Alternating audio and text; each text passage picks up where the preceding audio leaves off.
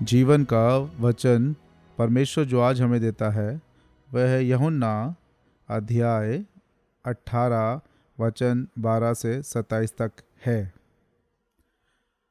आज मैं यहूदी परीक्षण शीर्षक से वचन साझा करूंगा। अगले रविवार को मैं रोमी परीक्षण नामक उपदेश का प्रचार करूंगा। संतो, क्रिसमस अभी बीता है। क्रिसमस पर हमें सबसे महत्वपूर्ण प्रश्न पूछना चाहिए, यीशु कौन है? इस सवाल का जवाब हमें बैतलहम से मिल सकता है, लेकिन हम इसे अपने प्रभु की अंतिम छवि से भी प्राप्त कर सकते हैं, जैसे कि आज के शास्त्र में देखा गया है। यदि किसी का इकलौता बेटा युद्ध में लड़ने जाता है और मर जाता है और एक साथी सैनिक उसके माता पिता के पास युद्ध के मैदान में उसकी मृत्यु की खबर लाएं, तो माता पिता उस सैनिक से किस तरह के सवाल पूछेंगे? उन्होंने कई सवाल पूछे होंगे। वो कैसे मरा? क्या उसने कोई अंतिम शब्द कहा? वे ऐसा प्रश्न भी पूछ सकते हैं, कौन उसके साथ था? क्योंकि वे अपने बेटे से प्रेम करते थे, इसलिए उन्होंने बहुत सारे सवाल पूछे होंगे। अगर हम प्रभु से प्रेम करते हैं तो हमें भी ऐसे ही सवाल पूछने चाहिए। हमारे प्रभु की अंतिम छवि क्या थी? उस समय हमारे प्रभु ने क्या कहा था? हम ये भी सवाल पूछ सकते हैं कि उस समय हमारे प्रभु के साथ में किस तरह के लोग थे। आज मेरा उपदेश इस अंतिम प्रश्न का केंद्रित बिंदु होगा। मैं आज के वचन को साझा करूंगा कि जब प्रभु से पूछताछ की गई तो वहां कौन था, परंतु सवाल पूछने वाला हृदय सवाल से ज़्यादा महत्वपूर्ण है। माता पिता ने किस हृदय से उस साथी सैनिक से सवाल पूछे होंगे? बेशक उन्होंने उन सवालों को सिर्फ जानकारी के लिए ही नहीं पूछा होगा। कितनी ईमानदारी से उन्होंने उन सवालों को अपने दिल में छुपाया होगा। आज हमारा दिल उस तरह का होना चाहिए। यह फसल से पहले की रात थी। फसल का दिन उस दिन को याद करना है जब इजरायलियों को मिस्र से मुक्त कराया गया था। मिस्र से बाहर आने से पहले उन्होंने एक मेमने को पकड़ा और उसके लहू को दरवाजे के ऊपर और दोनों तरफ लगाया। जिन घरों पर लहू था वहां के लोग जिंदा रहे, क्योंकि मृत्यु का दूत उन घरों के ऊपर से गुजरा। जो घर के अंदर थे उन लोगों को जीवित रखा गया और वे मिस्र छोड़ने में सक्षम हुए। उस समय से अब तक यहूदी हमेशा एक मेमने को पकड़ते हैं और फंसे आने तक इसे अपने परिवार के साथ खाते हैं। फंसे से पहले की रात प्रभु गसमनी के बगीचे में पकड़े गए और महायाजक हन्ना के घराने की ओर ले जाया गए। जब मैं उन शब्दों को देखता हूं जो हमारे प्रभु के लिए बाध्य और निर्तित थे, मैं खुद को अंदर से हंसने से नहीं रोक सकता।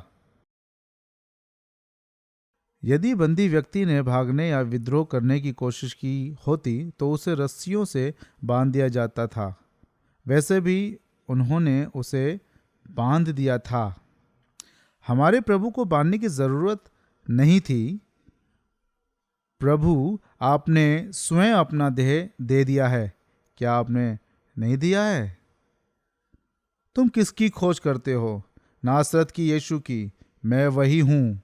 हमारे प्रभु ने स्वयं अपनी देह उन्हें दिया, तो उन्हें उसे बांधने की आवश्यकता नहीं थी। बाध्य हुए बिना प्रभु उनके साथ चले गए, लेकिन उन्होंने उसे बांध दिया और उसे ले गए। यदि हम न्यायियों की पुस्तक को देखें तो एक दृश्य है जहां शिमशोन बंधे हुआ है।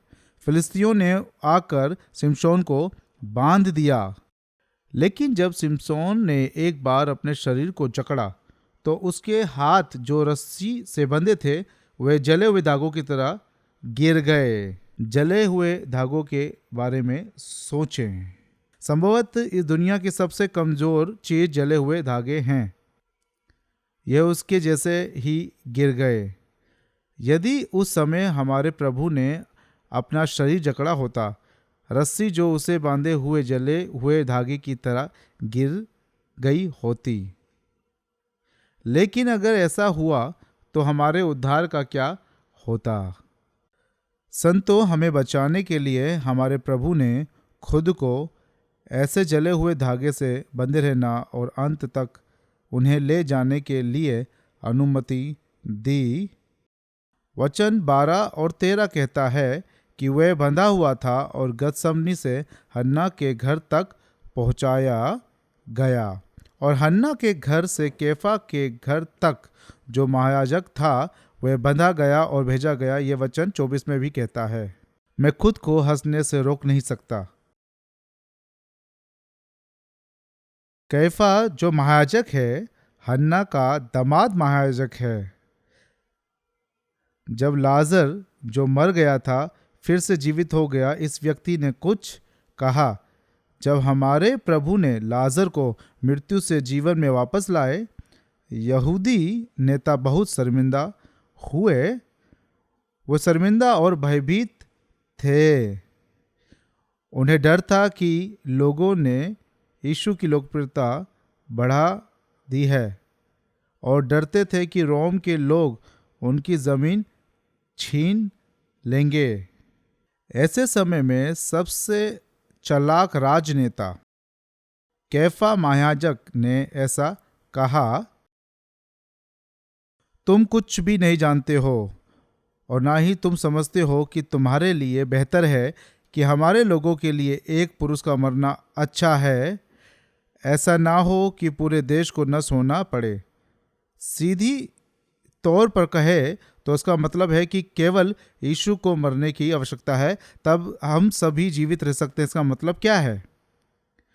लेकिन कैफा ने यह नहीं सोचा होगा कि ये शब्द परमेश्वर के शब्द बन जाएंगे। वास्तव में इन शब्दों के अनुसार परमेश्वर अपने इकलौते पुत्र यीशु मसीह का बलिदान करेंगे और कई अनगिनत आत्माओं को स्वर्ग में ले जाएंगे जो नरक में जा रही थी। कैफा शायद नहीं जानता था, निश्चित रूप से वो नहीं जानता था, वह सोच भी नहीं सकता था कि परमेश्वर ऐसा करेंगे। यह सत्य है। कैफा ने खुद इस प्रकार कहा कि जैसे गैंगस्टर की दुनिया में उनका उस्ताद कहता हो। इसका कोई मतलब भी नहीं है। आप जानते हैं, यह इस तरह से कहा गया जैसे कोई गली के पीछे बात करता है। उसने इसे इसी तरीके से कहा, परंतु इसका अर्थ यह है कि परमेश्वर ने उन बुरे शब्दों को अच्छे शब्दों में उपयोग किया। हम यूहन्ना के अनुसार सुसमाचार में देखते हैं कि कैफा ने इन बुरे शब्दों को कहा, लेकिन परमेश्वर ने उन्हें अपने अच्छे उद्देश्य के लिए इस्तेमाल किया। ये शब्द 2 स्थानों पर दर्ज है। हम इसे आज यहाँ देखते हैं, लेकिन हम देखते हैं कि यह अध्याय 11 में भी दर्ज है। प्रेरित यूहन्ना, जिसने यूहन्ना के अनुसार सुसमाचार लिखा, ऐसा लगता है कि यह बात कि परमेश्वर जो कार्य करता है वो बहुत ही अद्भुत और गतिशील होता है, कैफा का उल्लेख होने पर ही उसे यह याद आता है। हमारा परमेश्वर वास्तव में एक महान परमेश्वर है।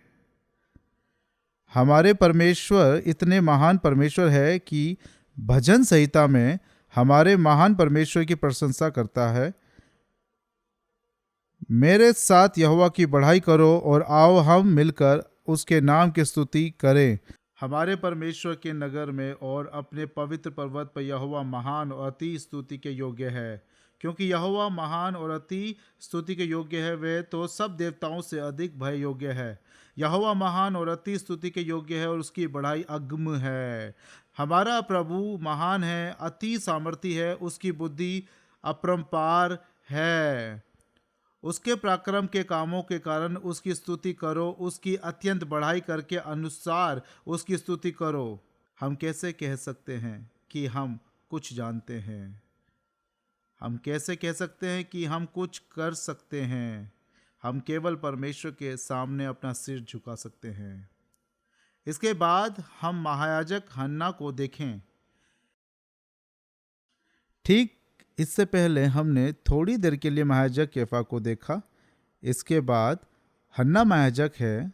हन्ना महायाजक कैफा के ससुर है। संभवतः यहूदियों ने उसका सबसे अधिक सम्मान किया क्योंकि वह सबसे सम्मानित था। उन्होंने यीशु को सबसे पहले नेतृत्व किया, लेकिन यीशु के पास इस व्यक्ति को बताने के लिए कुछ भी नहीं है। इस रात हन्ना ने हमारे प्रभु से निम्नलिखित प्रमुख बिंदु पूछे। तुमने क्या सिखाया? लेकिन इन सवाल पर हमारे यीशु के पास फिर से जवाब देने के लिए कुछ नहीं है। सबसे पहले इस परीक्षण में एक प्रक्रिया संबंधित सामान्य है। परीक्षण प्रक्रिया इस तरह नहीं होनी चाहिए। उसने पूछा कि हमारे प्रभु ने क्या सिखाया और उनसे क्या कहा। यह सवाल हन्ना के द्वारा नहीं बल्कि सताने वालों के द्वारा पूछा जाना चाहिए था। हमारे प्रभु ने कभी भी निजी तौर पर गुप्त रूप से शिक्षा नहीं दी थी। यीशु की सभी शिक्षाएं सार्वजनिक होती थी। उन्होंने आराधनालय में सिखाया जहां सभी लोगों ने सुना और देखा, और वह मंदिर में बोला जहां सभी लोग इकट्ठा हुए और सुना। फिर इस परीक्षण के लिए एक परीक्षा होना चाहिए। जब हमारा प्रभु इस तरह सार्वजनिक रूप से बोल रहा था, किसी को यह कहकर कानूनी कार्रवाई शुरू करनी चाहिए थी कि यह एक समस्या है। मैंने वही सुना जो यीशु ने कहा। उसके शब्दों में यह शब्द हमारे कानून के खिलाफ है। सताव वहीं से शुरू होना था जब वह व्यक्ति कानूनी कार्रवाई कर रहा है। लेकिन इस मुकदमे में कोई दोष लगाने वाला नहीं है, क्योंकि इस परीक्षण के लिए दोष लगाने वाले की आवश्यकता नहीं है, क्योंकि यह एक परीक्षण है जो पहले से तय किया गया है कि उसे मौत की सजा दी जाएगी। ना तो सही प्रक्रिया और ना ही दोष लगाने वाले की जरूरत है। रात में पूछताछ से पता चलता है कि यह कैसा परीक्षण है। मूल रूप से परीक्षण केवल दिन के दौरान किए जाने वाले थे। फिर भी इसका कारण उन्होंने रात में किया क्योंकि उनके पास समय नहीं था। जब कल सूरज डूबता है तो फसह का यहूदी अवकाश शुरू होता है। फसह के दिन दुनिया भर से कई लोग इकट्ठा होते हैं। यही वजह है कि उनके पास समय नहीं था। क्या होगा यदि वे लोग यीशु को एक प्रदर्शन का नेतृत्व करने और दंगा भड़काने के लिए मजबूर करें? तब यरूशलेम के अगुवों को रोमी सरकार द्वारा बहुत फटकार लगाई जाएगी और हो सकता है कि उनकी स्थिति और उनकी जमीन छीन ली जाए। यही कारण है कि उन्होंने जल्दबाजी में रात के दौरान परीक्षण किया। लेकिन हमारा प्रभु परमेश्वर का मेमना है जो इस वजह पर मरने के लिए आया था। परमेश्वर ने यह निर्णय बहुत पहले ही ले लिया था और यूहन्ना बपतिस्मा देने वाले ने भी इसकी पुष्टि की। देखो, परमेश्वर का मेमना जो जगत के पाप उठा ले जाता है। यूहन्ना बपतिस्मा देने वाले ने भी पुष्टि की। जब वे मिस्र में थे, दरवाजे पर मेमने का खून लगाना केवल एक छाया थी। यह एक छाया थी जो अब तक हमारे प्रभु के असल मेमने के रूप में इस धरती पर जो आए पहले से दिखाया गया था।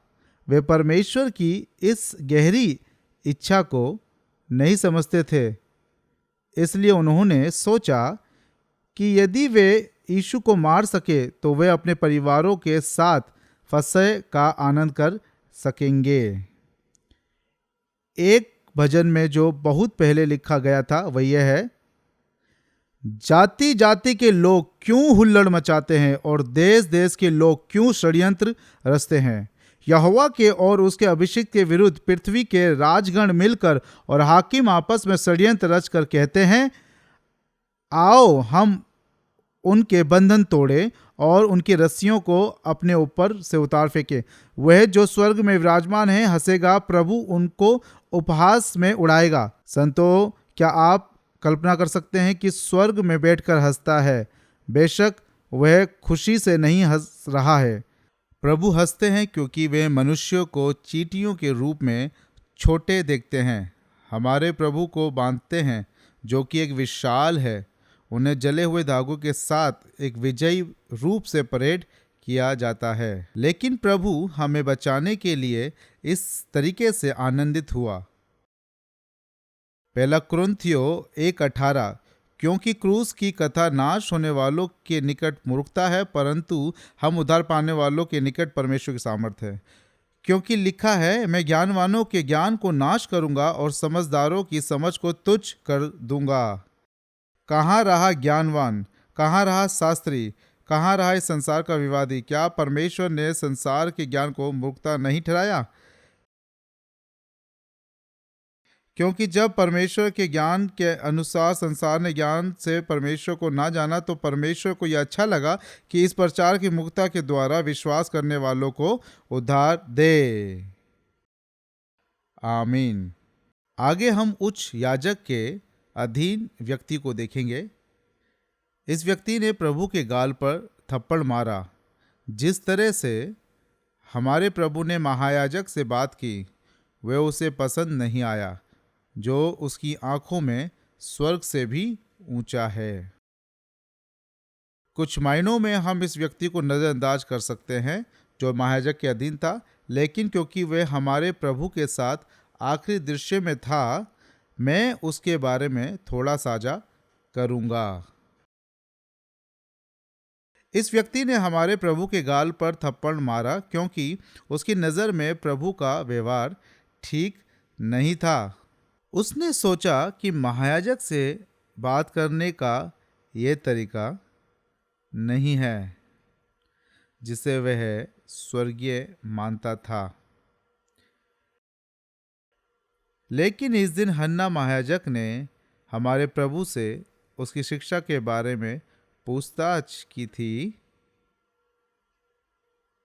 उसने पूछा कि हमारे प्रभु ने क्या सिखाया। निसंदेह उसने ये प्रश्न इसलिए नहीं पूछा क्योंकि हमारे प्रभु ने जो कुछ सिखाया उसमें उसकी गहरी दिलचस्पी थी।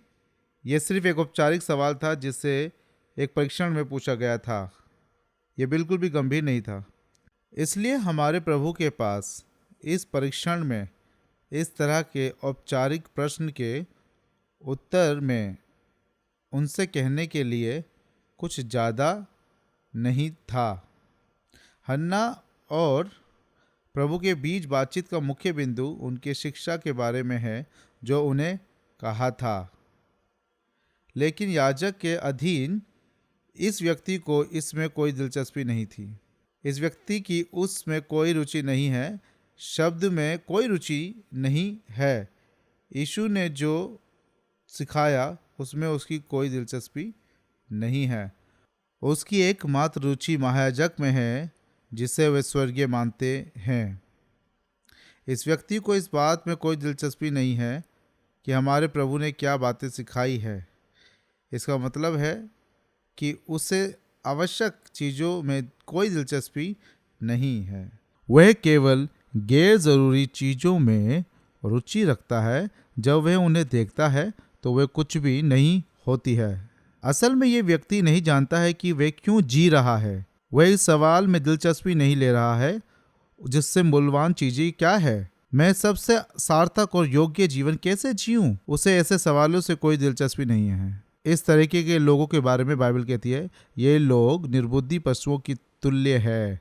2 पतरस 2:12। उन्हें नहीं पता था कि इंसान जानवरों से अलग क्यों है। लेकिन यह व्यक्ति वह महायाजक हन्ना के करीब है जिसके पास इज़राइल में सबसे अधिक शक्ति है। शायद उसके पास उसके दोस्त कह रहे थे, इस मित्र के पास शक्ति है। शायद वो खुद भी इस तरह सोच रहा था। यही शायद उनके जीने का एकमात्र कारण और उद्देश्य, योजना और मूल्य था। लेकिन क्या होता है जब किसी दिन सत्ता अपने पद से गिर जाती है? क्या वह व्यक्ति उसके साथ नहीं गिरेगा? कल मैं इंटरनेट पर गया और एक डेक्विन की खोज की, एक स्थायी खरपतवार, और मैंने एक बहुत ही आश्चर्यजनक तस्वीर देखी। यह एक तैरता हुआ खरपतवार था। आप जानते हैं कि ये क्या है? यह एक तैरता हुआ खरपतवार था, लेकिन इसमें एक बहुत सुंदर फूल था। मैं हैरान था। मैंने इसे लंबे समय तक देखा। लेकिन एक तैरता हुआ खरपतवार कैसा है?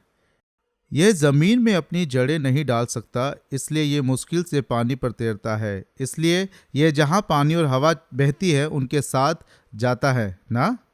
फिर जैसे ही पानी एक झरने से ऊपर जाएगा, तैरता हुआ खरपतवार पर सुंदर फूल एक पल में गायब हो जाएंगे। महायाजक के अधीन ये व्यक्ति एक तैरते खरपतवार की तरह है।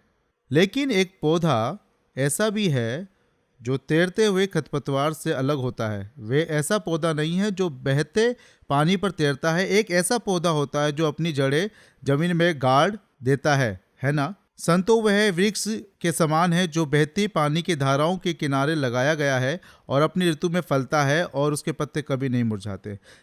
भजन संहिता 92 के लेखक का कहना है कि इस तरह के पेड़ को यहोवा के घर में लगाया जाता है। भजन संहिता 92:13 में यहोवा के भवन में रोपे जाकर हमारे परमेश्वर के आंगनों में फूले फलेंगे। वे पुराने होने पर भी फलते रहेंगे और रस भरे और लहराते रहेंगे। संतो, हालांकि उनके पास कोई विधा नहीं है, उनके पास कोई शक्ति नहीं है, वे ग्रामीण हैं, लेकिन कई ग्रामीण हैं जो पानी की धाराओं के द्वारा पौधे लगाए जाते हैं। यह जान लेने के बाद कि परमेश्वर उनसे प्रेम रखता है, भले ही वे दूसरों द्वारा नीची दृष्टि से देखे जाते हैं, वे बहुत आनंदित होते हैं। यह महसूस करने के बाद कि यीशु उनके जैसे लोगों के लिए भी क्रूस पर मारा गया, वे रोते हुए, भजन गाते हुए जीवित रहते हैं। यदि आप इन लोगों से पूछते हैं कि वे क्यों जीते हैं, तो उनके जीवन में सबसे महत्वपूर्ण क्या है, निसंदेह वे उत्तर देंगे कि यीशु पर विश्वास करते हैं। वे परमेश्वर को प्रसन्न करने के लिए अपना जीवन जीते हैं। संतो, तैरता हुआ खरपतवार और पानी की धाराओं द्वारा लगाया गया एक पेड़।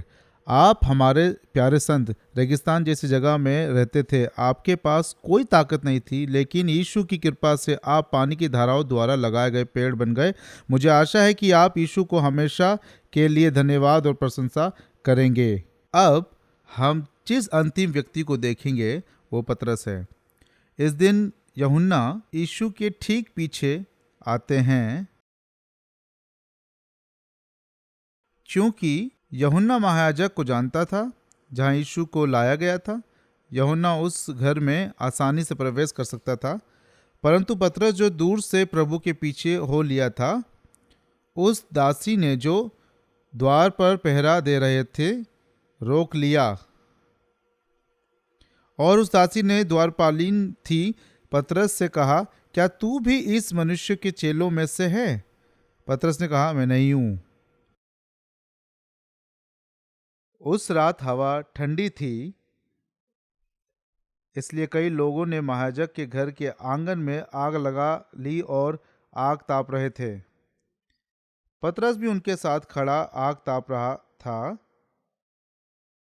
लेकिन उस जगह में कुछ लोग फिर से पतरस से कहते हैं, क्या तू भी उसके चेलों में से है? पतरस ने शपथ के साथ इनका खंडन किया। उसने कहा, हो सकता है, मैं परमेश्वर की कसम खाता हूं, मैं उस आदमी को नहीं जानता। लेकिन पतरस खुद को एक ऐसी स्थिति में पाता है जिससे वह बच नहीं सकता। उस समय उस व्यक्ति को वहां क्यों होना पड़ा? गतसमनी के बगीचे में पतरस ने अपनी तलवार खींची और महायाजक के नौकर मलकस के दाहिने कान को काट दिया। उस व्यक्ति का रिश्तेदार पतरस के साथ उस स्थान पर आग क्यों ताप रहा था? अगर हम शब्द को देखें तो यह बहुत ही स्पष्ट रूप से दर्ज होता है। पतरस कितना दुखी हुआ हो सकता है कि यह पतरस की छवि को स्पष्ट रूप से प्रकट कर रहा हो, क्योंकि वह खुद को ऐसी स्थिति में पाता है जिससे वह बच नहीं सकता। उस व्यक्ति ने पतरस को बहुत देर तक देखा और फिर कहा, क्या मैंने तुझे उनके साथ बारी में नहीं देखा? तब वह कोसने और शपथ खाने लगा, मैं उस मनुष्य को नहीं जानता। यह ज्ञात नहीं है कि उसने कैसे श्राप दिया, लेकिन किसी भी मामले में वह और अधिक भद्दे शब्द कहता है कि जब उसने पहले शपथ खाई और प्रभु को नकार दिया, तभी मुर्गे ने बांग दिया। जैसे कि पहले प्रभु ने उससे कहा था, मुर्गे के बांग देने से पहले पतरस ने 3 बार प्रभु का इनकार किया। पतरस जिसने कहा कि वह भागेगा नहीं भले ही बाकी सब भाग जाएं, पतरस जिसने कहा था कि प्रभु को छोड़ेगा नहीं भले ही बाकी सब लोग प्रभु को छोड़ दे। अब हम देखते हैं कि पतरस मुख्य चेला इस तरह गिर गया।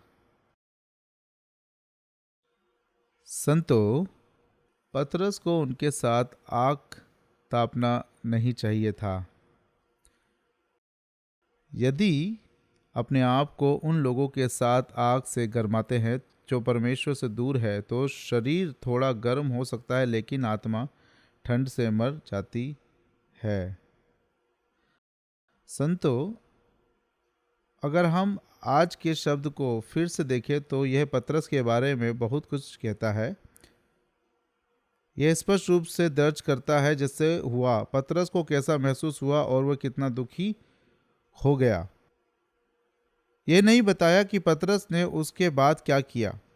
यह लगातार दिखाता है कि पतरस कैसा महसूस करता है, ठीक वैसे ही जैसा हुआ था। क्या हमारे प्रभु का मकसद नहीं है कि इसे इस तरह दर्ज किया जाए? जब मैं इस वचन को पढ़ता हूं तो ऐसा लगता है कि पवित्र आत्मा मुझसे लगातार कहता रहता है, क्या तुम पतरस? मेरे दिल को छेदने के साथ मैंने इसे बार बार पढ़ा। यह इस तरह से दर्ज किया गया था इसलिए नहीं कि पतरस असुक्रिय था, विशेष रूप से जैसा कि मैंने कई बार कहा, यूहन्ना के अनुसार सुसमाचार पतरस के सबसे प्रिय मित्र यूहन्ना द्वारा दर्ज किया गया था, क्योंकि उसने इस घटनाओं के होने के 50-60 साल बाद पीछे मुड़कर देखा था। क्योंकि यूहन्ना ने पतरस के इस स्पष्ट छवि को रिकॉर्ड किया क्योंकि वह उससे नफरत करता था? नहीं, यह किसी तरह हमारे प्रभु की इच्छा है कि हम पतरस की इस दयनीय छवि को देखते रहें। हालांकि हमने पतरस की कहानी के साथ आज के संदेश को समाप्त नहीं करना चाहिए। हमें अपने प्रभु को देखना चाहिए जो पतरस के बगल में खड़ा है। हमारा प्रभु कितना सुसज्जित है। फिर सोचिए कि महायाजक हन्ना से उसने क्या कहा। उसने जो शब्द कहे वे सुसज्जित है। मंदिर में, आराधनालय में या आज भी महायाजक हन्ना के सामने हमारा प्रभु लगातार हमारे प्रति अपनी अपरिवर्तनीय छवि दिखाता है। संतो, वास्तव में इस चंचल दुनिया में विश्वास और भरोसा करने के लायक हमारा प्रभु ही एकमात्र व्यक्ति है। इसका अर्थ है कि हम केवल यीशु में आशा रख सकते हैं और कहीं नहीं।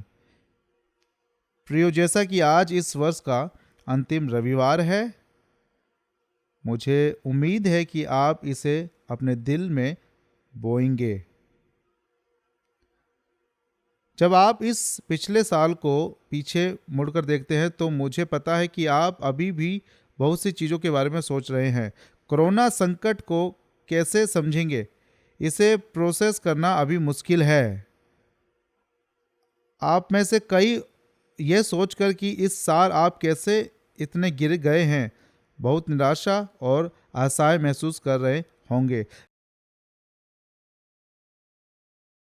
लेकिन आइए हम फिर से अपने प्रभु में आशा जगाएं।